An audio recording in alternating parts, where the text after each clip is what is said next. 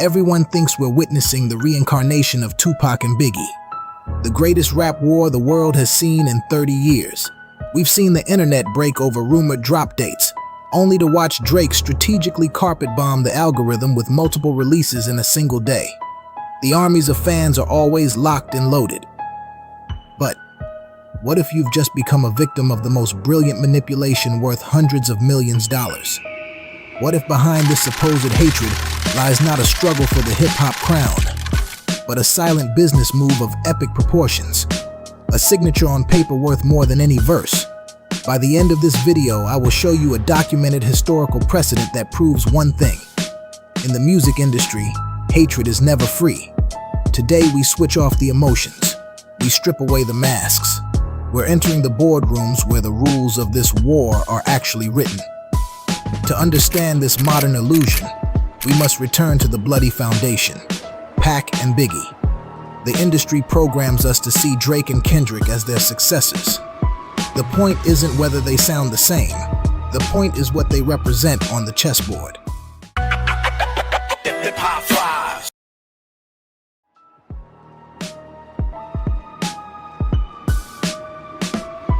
On one side, you have Kendrick, West Coast, the voice of the people. When he raps, you feel the weight, sharp social critique and raw emotion. It's that same unyielding revolutionary energy that Tupac radiated. Kendrick is the guerrilla fighter of this industry. He vanishes for 5 years, lets the system relax, and then returns to burn it all to the ground. On the other side, Drake, an absolute commercial machine. He didn't inherit the gritty street sound of the 90s.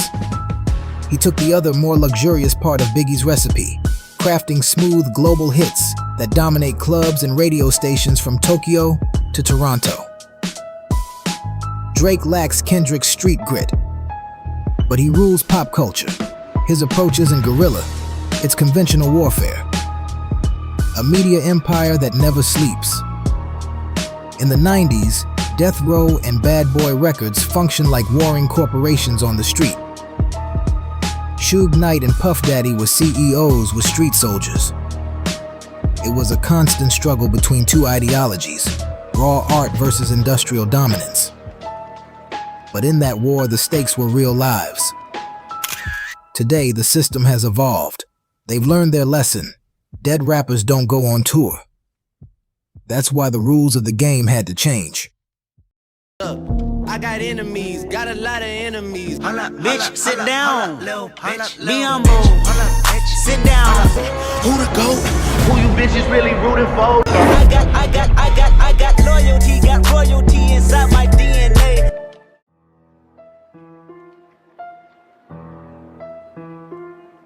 If you carefully analyze the moves in this modern war, you'll see the application of pure military doctrine.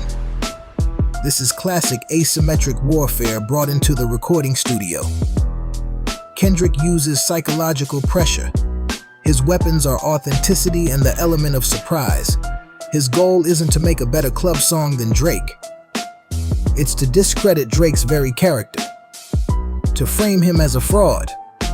Drake, on the other hand, uses the doctrine of overwhelming force. He responds with speed. He uses social media, memes, influence, and the capacity to drop 3 tracks while Kendrick is still writing one. He is testing Kendrick's endurance, but neither of them misses the target. Every comma is dissected. Every ambiguous word becomes the subject of hundreds of hours of YouTube analysis. The same paranoia and anticipation from the Tupac and Biggie era has been brought back to life. Only now, it's packaged as a perfect, sterilized digital product where no one actually has to bleed.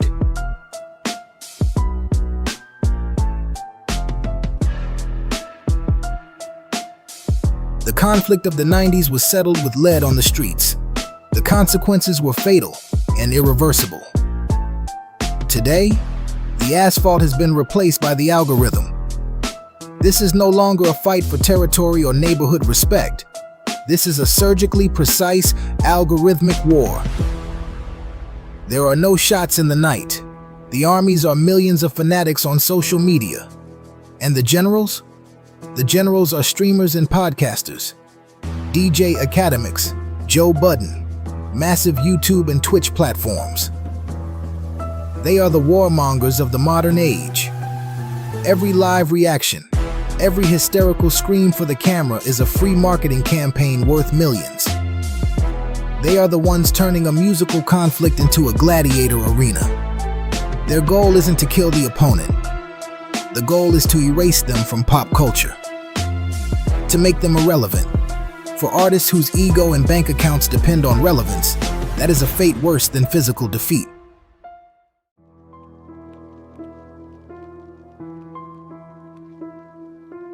This is where the rumors of orchestrated drops start making perfect, terrifying sense. Is this timeline a coincidence? In an industry that dictates global culture, nothing is left to chance. Ask yourself, do we have proof that a fake or exaggerated beef is used for pure profit? We do. Let's go back to September 11th, 2007. Kanye West and 50 Cent scheduled their album releases, Graduation and Curtis, for the exact same day. A narrative of a bloody war was created. The old gangster school versus the new artistic wave. Sound familiar? The result?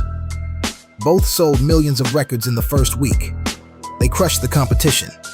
That war was a perfect business deal. Today, streaming is a brutal battle for your attention. And what attracts attention? A spectacle. If Drake or Kendrick announced an album alone, they'd top the charts. But when rumors of an epic collision spread, followed by a calculated strategy to hijack the timeline with sudden massive drops, it stops being music and becomes a global phenomenon. But here is the real truth. Follow the money. Who profits regardless of who loses this beef? The umbrella corporations. Giants like Universal Music Group control the distribution and the mechanisms on both sides. When Drake and Kendrick go to war, the algorithms burn, Spotify retention rates break records, and the same boardrooms count the profit. This isn't a war for the streets. This is a war for your attention, and the corporations are selling weapons to both sides.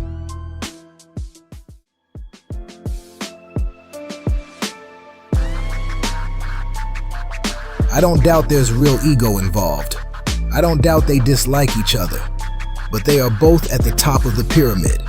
They know very well that this war is the best possible marketing that money can't buy. Are they the new Tupac and Biggie? Yes, in terms of talent and how they've divided the world.